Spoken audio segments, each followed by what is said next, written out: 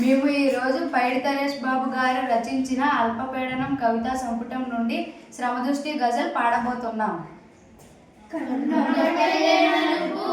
కంటి చూపు నలుపు కాదు, చెట్టొకటే నలుపు, చెట్టొకటే నలుపు, చెట్టు వాకు నలుపు కాదు, చినుకు స్పర్శకే కదా నేల కలిపి పండేది.